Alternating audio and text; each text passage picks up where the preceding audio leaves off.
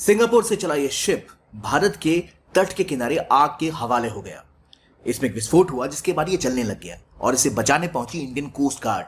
आखिर क्या वजह है, क्यों इतने एक्सीडेंट यहां होते हैं और क्यों अरेबियन सी दुनिया का सबसे इंपॉर्टेंट ट्रेड रूट में से एक है और इसकी सेफ्टी की जिम्मेदारी इसके प्रहरी इंडियन कोस्ट गार्ड को क्या स्टेप्स लेने पड़ते हैं और क्या वजह है जिनकी वजह से इतने एक्सीडेंट्स हो रहे हैं। वेलकम टू ओनली आईएएस और आइए समझते हैं इस पूरी कहानी को। सबसे पहले समझिए हुआ क्या। तो सिंगापुर से एक वेसल इंडिया की तरफ आया, बहुत अच्छी बात है, और इस वेसल में कई सारे कंटेनर्स थे हर वेसल की तरह और इसका नाम था वैन हाई 503। तो ये भारत की ओर बढ़ा और असल में ये मुंबई जा रहा था श्रीलंका से, लेकिन अचानक से इसमें एक कंटेनर्स में एक्सप्लोजन हुआ जिसकी वजह से यहाँ आग बढ़ती चली गई। इनमें से कई लोगों को बचाने के लिए भारतीय कोस्ट गार्ड यहां पहुंची, कई लोगों को रेस्क्यू किया गया, लेकिन अभी भी 4 क्रू मेंबर्स इसमें मिसिंग है और ये एक बड़ी खबर है। 4 मेंबर्स क्रू मिसिंग है जिसमें कि 18 को ऑलरेडी निकाल लिया गया। तो आखिर क्यों हो रही हैं इतनी घटनाएं, क्या वजह है इसके पीछे और क्यों ये हमारी सिक्योरिटी के लिए इंपॉर्टेंट है। तो पहली चीज ये समझिए, भारत का जो तटीय क्षेत्र है, यहाँ श्रीलंका है या इंडिया है, इधर आपको साउथ ईस्ट एशिया जापान जाना तो यहाँ जाते हैं, यहाँ पर आपका साउथ ईस्ट एशिया है। तो नॉर्मली जो शिप्स हैं वो इस रूट को प्रेफर करते हैं और अरेबियन सी एक और रास्ता बनाता है जिसके थ्रू आप स्वेज कनाल होते हुए अफ्रीका को क्रॉस करके आप मेडिटेरेनियन में एंटर करते हैं और वहीं से आप यूरोप की तरफ जाते हैं। तो यहाँ पर अक्सर शिप्स की मूवमेंट बहुत ज्यादा है, जो इंडिया आ रहे हैं, सिंगापुर जा रहे हैं, चाइना जा रहे हैं, क्योंकि सिंगापुर और कोलंबो 2 इंपॉर्टेंट ट्रांसशिपमेंट हब है जहां पर बड़े शिप्स जो है कंटेनर्स वो अपने पार्क करते हैं, फिर शिप्स आगे की ओर निकलते हैं, फिर उन कंटेनर्स को छोटे शिपों के द्वारा भारत या बाकी कई देशों में भेजा जाता है। लेकिन सिंगापुर का ये फ्लैट कंटेनर जब इंडिया के तटीय क्षेत्र के पास पहुंचा तभी इसमें आग लग गई। अब ये आग लगी है जो बिल्कुल बेपूर हार्बर के पास में है, मुंबई के हार्बर के ही करीब था ये, और 78 नॉटिकल माइल्स की डिस्टेंस पर ही आग लगी। अब इस आग की वजह से होगा ये कि यहाँ जितना शिपिंग रूट है वो सारा डिस्टर्ब हो जाएगा। दूसरा, यहाँ का जो मरीन इकोसिस्टम है उसको भारी नुकसान हो सकता है और ये कोई साजिश या कोई आतंकवादी हमला नहीं है, लेकिन हो सकता है टेक्निकल एरर हो। अभी इसके बारे में पूरी पुष्टि नहीं है, लेकिन ऐसे एक्सीडेंट्स यहाँ पर होते ही रहते हैं। इसकी क्या वजह है ये जानेंगे। आगे बात करते हैं हमारे इस एक्सीडेंट के बारे में। अब इसकी वजह से दिक्कतें क्या आई हैं कि इस वेसल में हो सकता है ऑयल हो, जो ऑयल समुद्र में गिर के वहां की मरीन इकोसिस्टम को तबाह कर दे, ट्रेड का नुकसान होगा और पता नहीं कितनी ही और दिक्कतें झेलनी पड़ सकती हैं।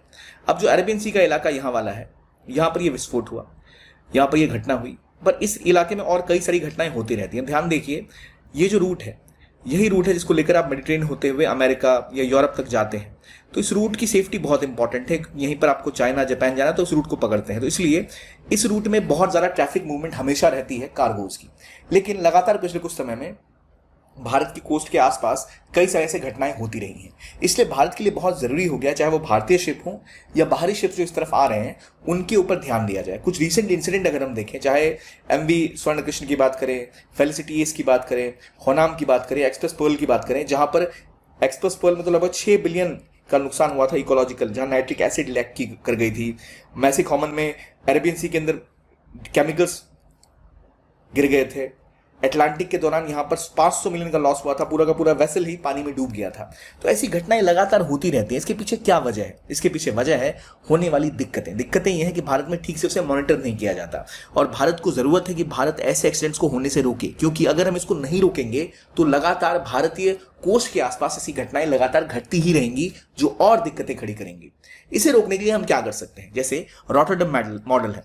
रॉटरडम मॉडल असल में यूरोप का जो सबसे बिजिएस्ट पोर्ट है, one of the busiest port Rotterdam, उसके ऊपर लगाया जाता है, जहां 3D कार्गो स्कैनर्स का इस्तेमाल किया जाता है, जिसके अंदर कोई भी ऐसा अगर कार्गो है जिसके ऊपर कोई फ्लेमेबल लिक्विड है, यानी जिसके ऊपर आग लग सकती है, जो ज्वलनशील है, उसको हटाने के लिए, केरला टाइप रिस्क से उसको हटाने के लिए आप फ्लेमेबल कंटेनर्स को पहले से परख सकते हो कि भाई ये जो कंटेनर आ रहा है इसमें आग लगने की संभावना है, इसमें जो चीजें लोडेड हैं वो फ्लेमेबल है। तो अभी जैसे आज भारत की सरकार लगातार या भारतीय कोस्ट गार्ड कोशिश कर रहे हैं ये पता करने की कि भाई इसमें क्या कंटेनर्स में फ्लेमेबल लिक्विड थे, या हो सकता है कोई ऐसी ऑयल हो या कुछ हो जिसकी वजह से आग लगी हो, और ऐसे एक्सीडेंट से अरबों का नुकसान होता है। तो अगर हम ऐसा कोई 3D मॉडल अप्लाई कर लें स्कैनर्स का, जिसके थ्रू हम पहले ही स्कैन कर पाए, तो हमारे जो कोस्टल एरियाज हैं वो भी प्रोटेक्ट रहेंगे, हमारे जो हार्बर है, पोर्ट है, वो भी प्रोटेक्ट रहेंगे। और इसके अलावा एक इंजन रूम वॉच हमें शुरू करने की जरूरत है, जिससे कि जो भारतीय अभी तक कोस्टल रूल्स उसमें इसकी कमी है, जहां पर मैनुअली पुराने वेसल्स को चेक किया जाता है कि उनकी स्थिति कैसी है, कि उनमें आग तो नहीं लग सकती। कहा यह जा रहा है कि यहाँ भी एक वेसल में आग लगी थी, तो ऐसे वेसल्स और कंटेनर्स में आग लगने की संभावना ज्यादा होती है जो पुराने होते हैं, इसलिए उनको बार बार इंस्पेक्ट करना बहुत जरूरी है। बांग्लादेश ने 2022 के बाद से 230 शिप्स को स्क्रैप कर दिया, जिसकी वजह से वहां पर फायर इंसिडेंट 35% तक कम हो गए।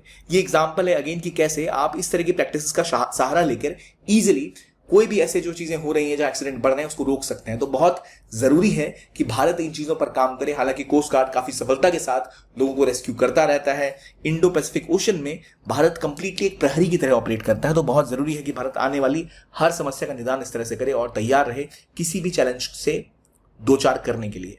और इसके लिए इंपॉर्टेंट है कि भारत दुनिया भर के मॉडर्न प्रैक्टिसेस का एग्जाम्पल यूज करे और उनको अपने देश में अडेप्ट करे, ताकि हमारे ओशंस, हमारे कोस्टल एरियाज सेफ रहें, सिक्योर रहें, जिसमें Rotterdam model, US coast guard का प्रोटोकॉल और बांग्लादेश का एग्जाम्पल हम फॉलो कर सकते हैं। तो ये था आज का वीडियो। आई होप आपको अच्छा लगा हो। देखने के लिए धन्यवाद।